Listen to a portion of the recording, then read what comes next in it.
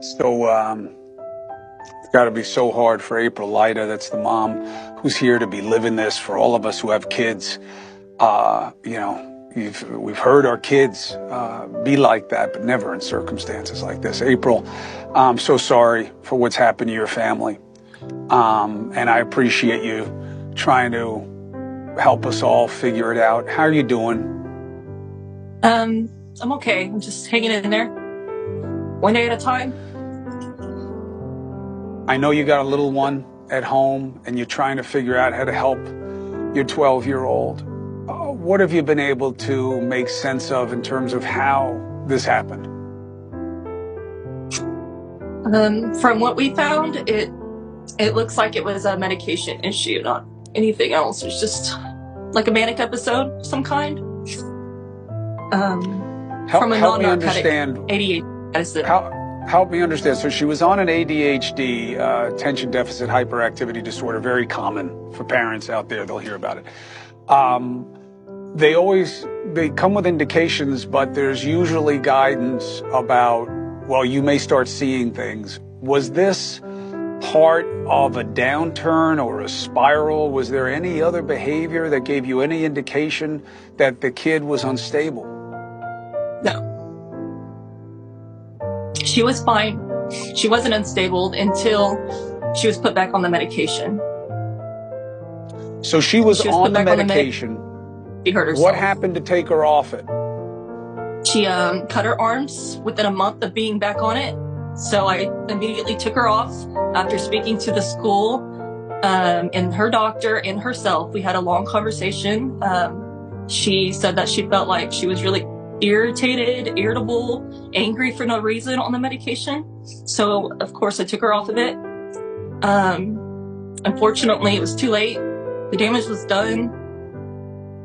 Stuff like this can happen months or even years after being off of a medication like this.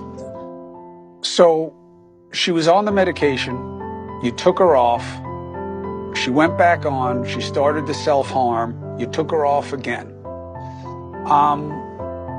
What did the doctors tell you about why going on or off was the right thing? Were they in favor of taking her off both times? Well, the first time I took her off, it was my decision and Jalen's decision because she was being homeschooled at the time and she wanted to see if she could do it without her medication, because the only reason why she was on that medication was because she was having a hard time concentrating with 25 other kids.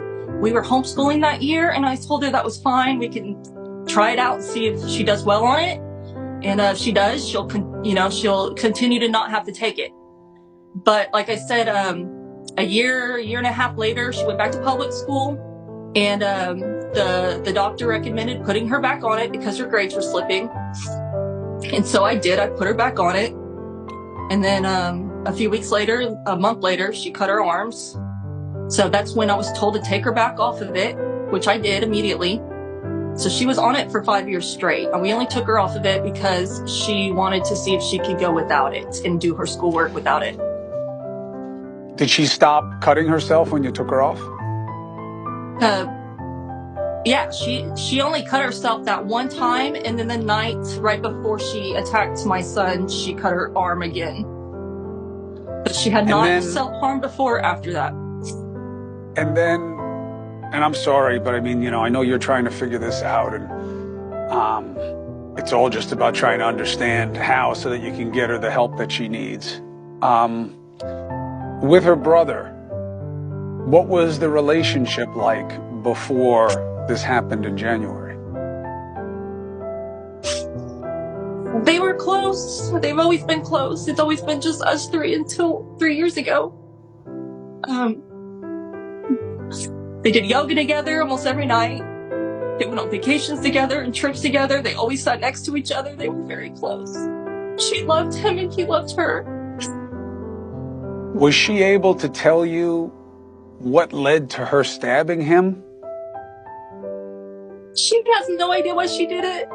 She's heartbroken and feels very guilty, but she still doesn't understand why she did it. She said it was like it wasn't her. And the team of specialists working with her, they believe her after working with her for the last 6 months every day. And I believe her too, because I know my child and I know that wasn't her.